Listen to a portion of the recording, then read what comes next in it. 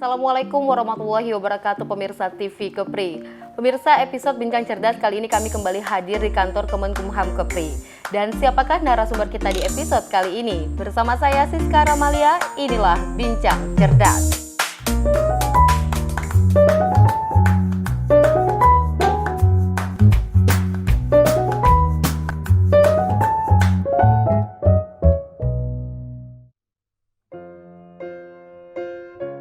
Baik, terima kasih pemirsa, Anda kembali lagi bersama kami. Seperti yang saya sampaikan tadi, Bincang Cerdas episode kali ini kami kembali hadir di kantor Kemenkumham Kepri. Dan pemirsa, produk hukum daerah merupakan salah satu instrumen pemerintah daerah yang dibentuk dalam rangka penyelenggaraan otonomi daerah dan tugas pembantuan serta menampung kondisi khusus daerah atau penjabaran lebih lanjut peraturan perundang-undangan yang lebih tinggi. Dan pada kesempatan kali ini sesuai dengan Peraturan Menteri Hukum dan HAM nomor M01/PR0810 tahun 2006 tentang pola penyuluhan hukum. Gubernur menetapkan desa atau kelurahan sadar hukum atau usul kepala kantor wilayah Kementerian Hukum dan HAM. Hari ini telah hadir bersama kita Kepala Divisi Pelayanan Hukum dan HAM dan perancang peraturan perundang-undangan ahli muda. Dan pemirsa, Bapak Darsyad ini selaku Kepala Divisi Pelayanan Hukum dan HAM menjadi narasumber kita sudah beberapa kali ya Pak ya, jadi sudah sangat terbiasa di TV Kepri. Alhamdulillah sering silaturahim dengan TV Kepri. Alhamdulillah. Dan pemirsa, narasumber kita kedua Bapak Erik Sembada selaku perancang perundang-undangan ahli muda. Assalamualaikum Bapak. Waalaikumsalam warahmatullahi wabarakatuh. Apa kabar Pak? Alhamdulillah sehat. Sehat. Gimana semangatnya di tengah pandemi ini?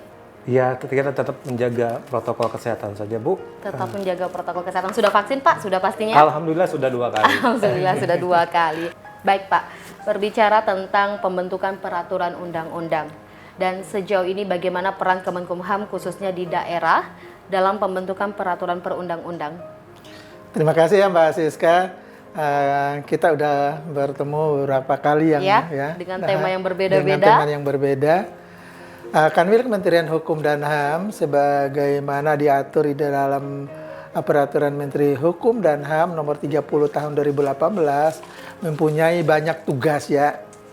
Nah, salah satunya adalah memfasilitasi harmonisasi pembentukan produk hukum daerah. Ini salah satunya. Jadi kita bersama-sama dengan pemerintah daerah, Biro Hukum, kemudian DPRD, instansi OPD-nya, kemudian di kabupaten kota juga bagian hukum, OPD-nya, dengan DPRD juga selalu kerjasama dalam pembentukan produk hukum daerah. Nah, ini sangat penting untuk menghasilkan produk hukum daerah yang berkualitas. Nanti di belakang kita akan cerita bagaimana sih produk hukum daerah yang berkualitas itu. Produk hukum yang... Iya. Namun demikian, kami juga ingin menyampaikan bahwa tugas Kementerian Hukum dan HAM ini merupakan amanah juga dari Undang-Undang 12 tahun 2011 tentang pembentukan peraturan perundang-undangan yang dikuatkan juga dengan Peraturan Pemerintah nomor 59 tahun 2014 tentang keikutsertaan perancang peraturan perundang-undangan dalam pembentukan produk hukum. Juga ada di dalam Peraturan Pemerintah nomor 12 tahun 2018 khususnya pasal 14 bahwa dalam pembentukan produk hukum atau Perda, DPRD dan pemerintah provinsi, kabupaten, kota wajib mengikutsertakan perancang peraturan perundang-undangan. Jadi di Kanwil Kementerian Hukum dan HAM ini kami mempunyai 9 orang perancang peraturan perundang-undangan yang siap lahir batin untuk kerjasama dengan pemerintah daerah, provinsi, dan kabupaten kota untuk menghasilkan produk hukum daerah yang berkualitas. Yang berkualitas. Ini salah satunya Pak Erik ini? Iya, dari 9 orang itu? Iya, salah satunya. Jadi Pak berbicara tentang produk hukum yang berkualitas, tadi Bapak bilang mengatakan Kanwil Kemenkumham bekerja sama dengan OPD dan DPRD untuk menghasilkan produk hukum daerah yang berkualitas. Nah Pak Erik, 1 di antara 9 yang dimiliki Kanwil Kemenkumham Kepri. Nah Pak Erik, siapakah perancang peraturan perundang-undangan itu? Kalau ditanya siapakah perancang peraturan perundang-undangan itu, kita tidak terlepas dari yuridis ya Mbak, artinya dari dasar hukum. Alhamdulillah kita bekerja mempunyai dasar hukum. Jadi pengertian dari perancang peraturan perundang-undangan itu ada dua aturan hukum yang mengaturnya. Yang pertama yaitu di Undang-Undang 12 tahun 2011 tentang pembentukan peraturan perundang-undangan sebagaimana telah diubah dengan Undang-Undang 15 tahun 2019. Dan yang kedua adalah peraturan pemerintah nomor 54 tahun 2019 tentang keikutsertaan perancang dalam pembentukan peraturan perundang-undangan. Jadi pengertian perancang adalah, mungkin di sini agak sedikit digarisbawahi, adalah tidak semua orang ya Mbak ya. Jadi adalah perancang peraturan perundang-undangan adalah pegawai negeri sipil yang diberikan tugas, tanggung jawab, dan wewenang secara penuh oleh pejabat yang berwenang untuk menyusun peraturan perundang-undangan maupun instrumen hukum sesuai dengan ketentuan peraturan perundang-undangan. Akan tetapi tadi menyambung dengan Pak Darsyad, tidak hanya di Kemenkumham saja terkait dengan peran perancang, tapi di kabupaten kota juga sudah ada. Seperti contoh di Natuna sudah ada 1 orang, di Biro Hukum di Provinsi Kepulauan Riau ada 1 orang. Oke, baik Pak. Kita jeda dulu boleh ya Pak ya? Nanti kita sambung lagi dengan pertanyaan saya, itu akan menuju ke termasuk jenis apa saja yang termasuk jenis peraturan undang-undang itu. Oke, kita jeda sebentar ya Pak. Baik pemirsa TV Kepri, kita jeda sesaat. Usai jeda kita akan kembali lagi bersama kami di Bincang Cerdas.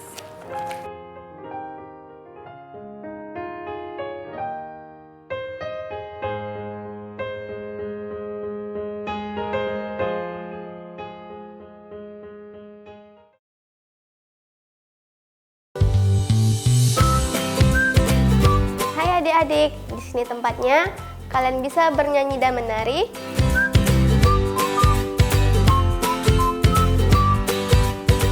Bermain dan belajar bersama.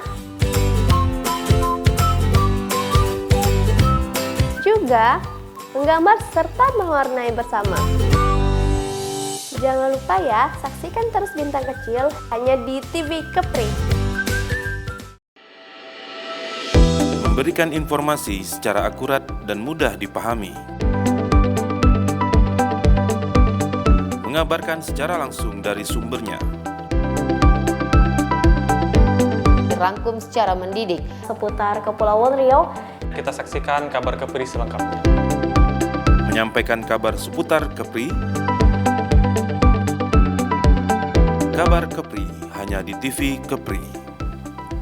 Rangkuman berita terhangat dalam sepekan. Kepri Sepekan kembali hadir temani akhir pekan Anda. Memberikan informasi yang aktual dan terpercaya. Kepri Sepekan hanya di TV Kepri. Menampilkan budaya Kepulauan Riau dari kesenian maupun adat istiadat. Jadikan budaya Kepulauan Riau sebagai bunda tanah Melayu.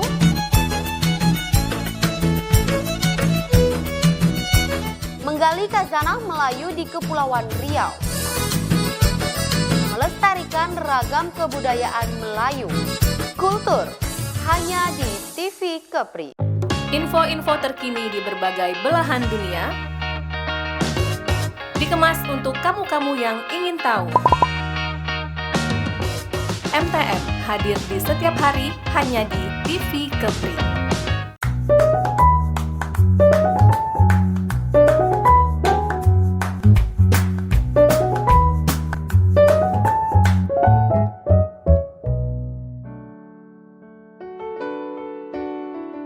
Baik, terima kasih pemirsa, Anda kembali lagi bersama kami di Bincang Cerdas dan masih bersama 2 orang narasumber kami, yaitu Kepala Divisi Pelayanan Hukum dan HAM serta perancang perundang-undangan ahli muda dari Kemenkumham Kepri.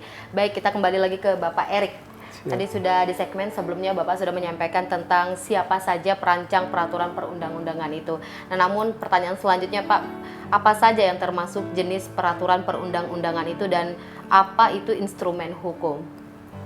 Baik, terima kasih. Yang termasuk dengan jenis peraturan perundang-undangan itu diatur di dalam Pasal 7 Undang-Undang 12 tahun 2011. Ya. Jenisnya yaitu yang pertama adalah Undang-Undang Dasar Negara Republik Indonesia tahun 1945. Yang kedua adalah ketetapan MPR. Yang ketiga adalah undang-undang. Yang keempat adalah peraturan pemerintah. Selanjutnya adalah keputusan presiden. Selanjutnya adalah peraturan daerah provinsi. Dan yang terakhir adalah peraturan daerah kabupaten kota. Tapi masih banyak juga orang yang bertanya. Seperti misalnya terkait dengan peraturan desa dan peraturan tata tertib itu masuk kemana gitu. Di dalam aturan undang-undang tersebut diatur bahwa meskipun tidak termasuk dalam hierarki peraturan perundang-undangan, tetapi peraturan desa dan peraturan tata tertib DPRD khususnya kita ada yang berada di daerah itu tetap termasuk jenis materi muatan peraturan perundang-undangan. Yang kedua adalah terkait dengan jenis bukan peraturan perundang-undangan. Biasanya di Kanwil itu yang kita kerjakan adalah legal opinion. Dan sifatnya yang kita kerjakan adalah hanya sekedar memberikan arahan, tidak mengikat secara hukum. Oke. Iya. Itu tetap diakui, cuman hanya memberikan arahan, tidak Betul. terikat secara hukum. Baik. Oke, baik Pak. Untuk selanjutnya, kemudian apa yang menjadi tugas dan fungsi perancang peraturan perundang-undangan secara khusus? Baik, berdasarkan PP 59 bahwa secara khusus adalah perancang itu bertugas ada 5 tahapan. Yang pertama yaitu di dalam tahapan perencanaan. Kedua tahapan penyusunan. Yang ketiga adalah pembahasan. Yang keempat penetapan dan selanjutnya ada pengundangan. Tetapi kami di daerah hanya terlibat di dalam 3 tahapan. 3 tahapan. Yaitu perencanaan. Apa itu perencanaan? Perencanaan biasanya terdiri dari kegiatan penyusunan program pembentukan daerah. Jadi awalnya suatu produk hukum itu di dalam Propemperda. Yang kedua, apa yang dimaksud dalam pembahasan? Pembahasan itu biasanya kita membahas mengenai sistematika, Mbak. Norma-norma apa saja yang diatur dalam penyusunan peraturan perundang-undangan. Yang ketiga, yang terakhir adalah terkait dengan pembahasan. Pembahasan. Baik, tapi biasanya kita hanya diikutsertakan dalam pembahasan tingkat 1. Itu antara Pemrakarsa, DPRD, dan kami selaku perancang peraturan perundang-undangan. Berarti kita dilibatkan hanya dengan 3 tahapan tadi. Siap. Ya Pak ya, dari mulai perencanaan, kemudian yang kedua Adalah penyusunan dan terakhir pembahasan. Oke, baik. Kita beralih kembali ke Pak Darsyad selaku Kepala Divisi Pelayanan Hukum dan HAM. Baik Pak, tadi Pak Erik sudah menjelaskan setidaknya itu tentang jenis-jenis peraturan perundang-undangan berdasarkan pasal 7 Undang-Undang Nomor 12 Tahun 2011. Nah, selanjutnya apa kaitan tugas perancangan peraturan perundang-undangan dalam peningkatan kesadaran hukum masyarakat? Nah, ini sangat penting banget ya untuk masyarakat kita. Nah, kaitannya sangat erat ya. Tapi saya akan cerita dulu terkait dengan desa sadar hukum dulu ya, supaya nyambung. Seperti yang kita pernah bahas sebelumnya Pak ya, Iya, dari tema kita sebelumnya. Oleh karena itu kan harus ada terus-menerus secara intens kita menyampaikan kepada masyarakat. Nah, pembentukan desa sadar hukum itu memang ada kriterianya, ada indikator yang harus dipenuhi oleh desa dan kelurahan. Nah, secara hukumnya ada 4 dimensi indikator yang harus dipenuhi. Nah, yang pertama dimensi informasi hukum. Nah, di situ tentu harus ada yang memberikan informasi, yang menerima informasi. Yang menerima informasi itu ada kelompok sadar hukumnya. Nah, yang memberi informasi ada penyuluh hukumnya. Nah, kemudian juga ada paralegalnya. Nah, kemudian juga ada tambahan sarana informasi, misalnya di desa itu atau di kantor desa ada perpustakaan mini atau taman bacaan. Nah, kemudian juga ada program peningkatan kesadaran hukumnya. Itu dimensi yang pertama. Kemudian dimensi yang kedua terkait dengan implementasi hukumnya. Ini yang paling penting banget. Dan kalau penilaiannya sangat tinggi.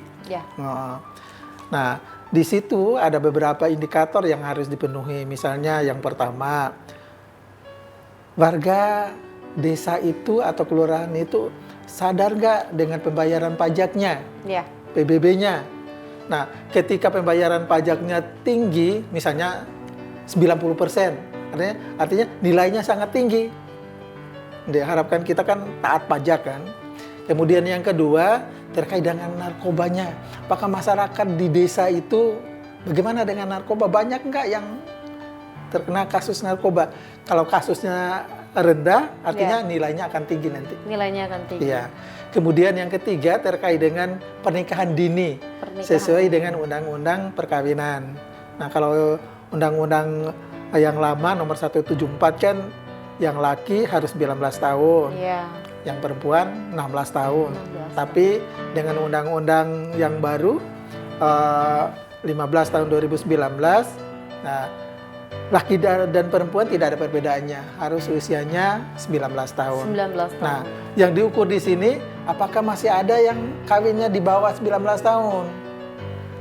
Nah, harapan kita kan tidak ada 19 tahun ke atas, gitu, supaya matang fisiknya, matang psikisnya, matang ekonominya, sehingga di dalam rumah tangga itu tidak terjadi KDRT. Nah, itu kan yang perlu di. Kemudian bagaimana perlindungan terhadap anak-anaknya, bagus nggak? Kemudian bagaimana pengelolaan lingkungannya, bagus nggak? Nah, itu nilai itu yang harus dilakukan. Kemudian yang ketiga, dimensi keadilan. Nah, kita kan tidak hanya mikirnya di depan kantor kami ini ada pengadilan. Setiap kasus itu jangan sampai langsung ke pengadilan aja. Bisa saja diselesaikan oleh lembaga adat misalnya di desa. Kalau yang kecil-kecil cukuplah di lembaga adat saja. Nah, adakah itu seperti itu? Kemudian ada nggak program bantuan hukumnya di situ? Nah, ini yang penting banget. Nah, kemudian yang terakhir terkait dengan dimensi demokrasinya.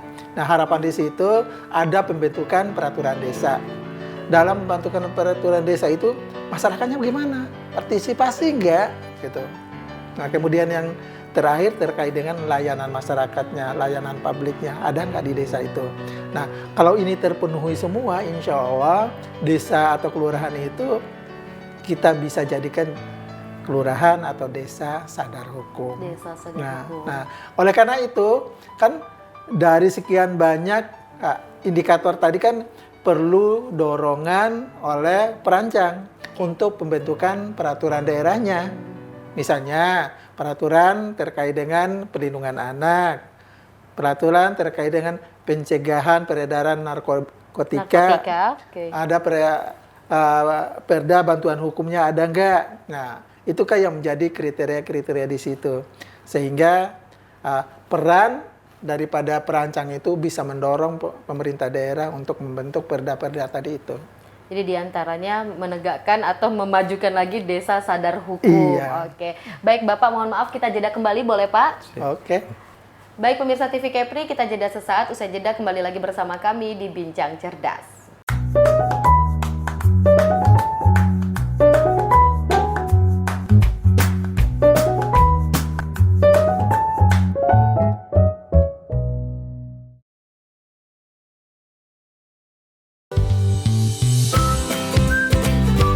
Adik-adik, di sini tempatnya. Kalian bisa bernyanyi dan menari.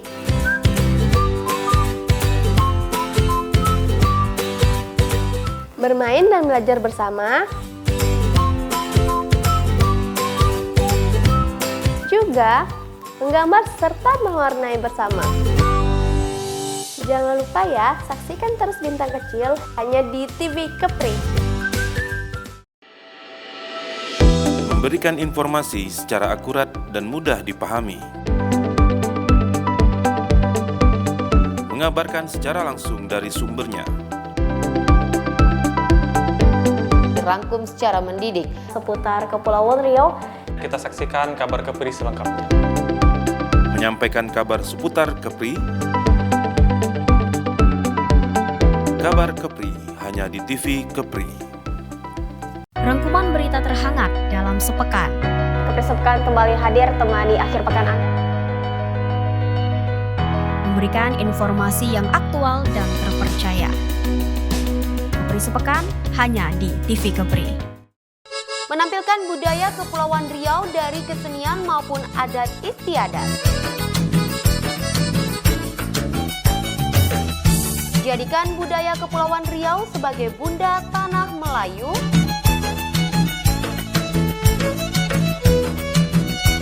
Menggali khazanah Melayu di Kepulauan Riau.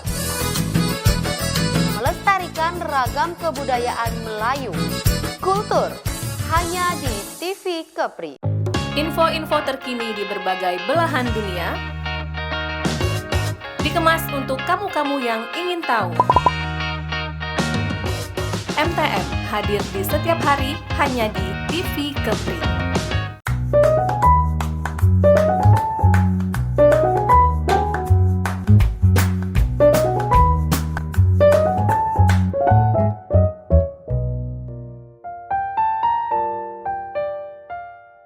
Baik, terima kasih pemirsa TV Kepri, masih bersama narasumber kami dari Kemenkumham Kepri, yaitu Kepala Divisi Pelayanan Hukum dan HAM dan Perancang Perundang-undangan Ahli Muda, Bapak Erik. Oke, masih semangat Pak Erik? Masih, Mbak. Masih semangat. Masih semangat Pak Darsyad? Alhamdulillah. Ya. Iya, ini lebih semangat lagi nih daripada Pak Erik. Lagi. Oke, Pak Darsyad, sejauh ini apa output yang diharapkan atas pelaksanaan tugas perancangan dalam mengharmonisasi rancangan perda? Nah, ini penting banget ya untuk kita semua dalam rangka harmonisasi ini. Apa sih yang ingin kita hasilkan? Tentu produk hukum daerah yang berkualitas. Produk hukum daerah ya, berkualitas. apa indikatornya? Yang pertama, nah produk hukum daerah itu tidak boleh bertentangan dengan peraturan yang lebih tinggi. Itu yang pertama. Yang kedua, harus selaras dengan aturan yang setaranya. Kalau perda dengan perda, gitu kan. Nah, yang ketiga, harus selaras dengan nilai-nilai hak asasi manusia. Nah, terus yang keempat, sekarang kan Presiden kita sering menyampaikan bahwa peraturan itu tidak boleh menghambat investasi. Tidak boleh menghambat investasi. Ya, karena investasi itu kan bisa menumbuhkan ekonomi kita. Nah, yang terakhir, produk hukum itu harus bisa diimplementasikan di masyarakat. Apalah gunanya kita sudah menyusun produk hukum dengan biaya yang banyak, waktu yang lama, tenaga yang terkuras kalau tidak bisa diimplementasikan. Oleh karena itu, produk hukum yang bagus itu yang bisa diimplementasikan di masyarakat. Nah, ini yang salah satu cara yang mengimplementasikan ke masyarakat itu seperti apa dari pihak Kemenkumham sendiri? Nah, ini kan harus kerjasama dengan ini kan produk hukum daerah. Kerjasama yang sinergis antara Kementerian Hukum dan HAM. Kemudian kalau di provinsi Biro Hukum. Nah, kemudian yang punya substansi itu OPD. Nah, tentu dengan DPRD-nya. Nah, ketika kolaborasi itu bisa berjalan dengan baik, dengan sinergis, insya Allah kita bisa menghasilkan produk hukum yang bagus, yang berkualitas. Dan juga kita dalam prosesnya harus ada partisipasi masyarakatnya. Jadi sosialisasinya itu jangan setelah diundangkan. Nah, sebelum diundangkan juga dulu ya, Pak, ya? Disosialisasikan dulu supaya ada masukan dari masyarakat. Jangan nanti sudah ada undang-undangnya, ada pelanggaran, jadi kena nah, ya? Jadi kena. Oleh karena itu kita ada partisipasi masyarakat dulu. Sehingga ketika diimplementasikan nanti masyarakat sudah tahu. Karena sudah disosialisasikan sebelumnya. Itu yang paling penting. Oke, baik, terima kasih Pak Darsyad. Saya beralih ke Pak Erik ya Pak, izin. Pak Erik, daerah mana saja yang sudah mempunyai perda tentang perlindungan anak? Yang pertama adalah Kota Tanjung Pinang tentunya, Mbak. Terus Kota Batam, Kabupaten Bintan, dan terakhir adalah Kabupaten Natuna. Tapi dengan Pak Kadif, kita tidak berhenti saja sampai di sini. Kita mendorong semua kabupaten kota untuk menetapkan perda tentang perlindungan anak. Oke, jadi untuk di wilayah Kepri ini tidak semua ya, hanya mungkin ada 4 wilayah yang memiliki perlindungan anak, yaitu Tanjung Pinang, Batam, Bintan, dan Natuna. Oke, baik. Nah, terakhir nih untuk Bapak Darsyad ya, selaku Kepala Divisi Pelayanan Hukum dan HAM. Pak, apa harapan kantor wilayah ke depan dalam menunjang pembentukan atau pembinaan serta desa kelurahan di Provinsi Kepulauan Riau? Nah, ini penting banget ya. Kita berharap dengan adanya pembentukan desa dan kelurahan sadar hukum, nah harapan kita semua mulai dari akar rumput, mulai dari desa, mulai dari kampung, mulai dari kelurahan. Nah, ketika kriteria tadi itu sudah dipenuhi, kita berharap masyarakat kita akan sadar akan hukum. Nah, setelah sadar, harapan kita masyarakat itu bisa taat hukum. Nah, ketika masyarakat kita satu desa, dua desa, jadi satu kecamatan, satu kabupaten, provinsi seluruh Indonesia itu kalau sudah sadar dan taat hukum, insya Allah negara kita ini menjadi negara yang damai, nyaman. Kita kemana-mana itu aman rasanya, baik siang maupun malam. Tidak kita khawatir ketika anak-anak kita pergi, takut kenapa di tengah jalan. Nah, oleh karena itu kalau sudah terbentuk desa sadar hukum semuanya, insya Allah masyarakat kita akan aman dan nyaman. Akan aman dan nyaman. Baik Pak, semoga dengan tayangan-tayangan di TV Kepri ini melalui Divisi Pelayanan Hukum dan HAM, kedepannya masyarakat kita bisa sadar hukum dan kemudian menjadi masyarakat yang taat akan hukum. Amin ya rabbal alamin. Itu harapan kita semua. Oke, baik. Terima kasih atas waktunya Pak. Saya mengucapkan terima kasih dan sukses selalu untuk Divisi Pelayanan Hukum dan HAM Kemenkumham Kepri. Terima kasih. Terima kasih, Mbak. Baik pemirsa TV Kepri, usai sudah bincang cerdas kita bersama narasumber kita dari Kemenkumham Kepri, yaitu selaku Kepala Divisi Pelayanan Hukum dan HAM Kepri, kemudian perancangan perundang-undangan ahli muda dari Kemenkumham Kepri. Pemirsa, saya Siska Ramalia beserta kerabat kerja yang bertugas mengucapkan terima kasih atas kebersamaan Anda. Wassalamualaikum warahmatullahi wabarakatuh. Salam TV Kepri.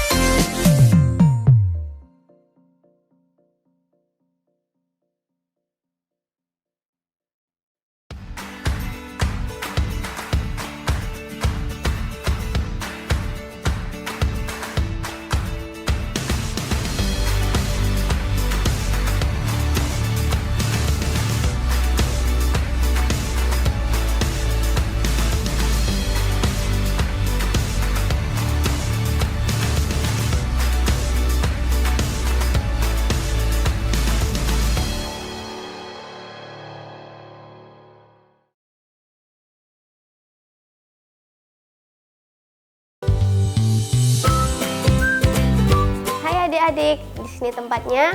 Kalian bisa bernyanyi dan menari.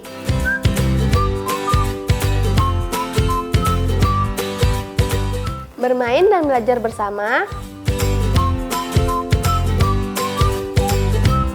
Juga menggambar serta mewarnai bersama.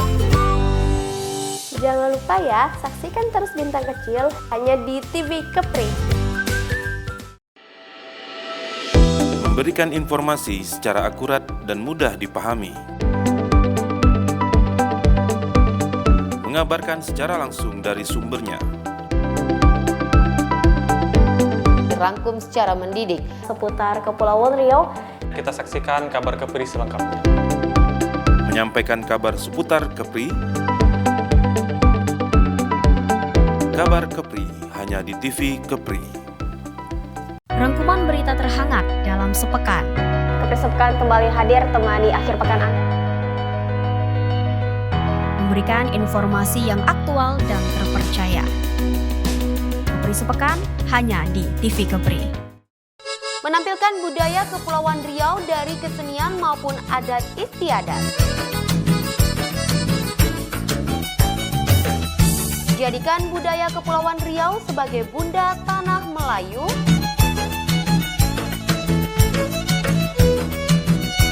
Menggali khazanah Melayu di Kepulauan Riau. Melestarikan ragam kebudayaan Melayu.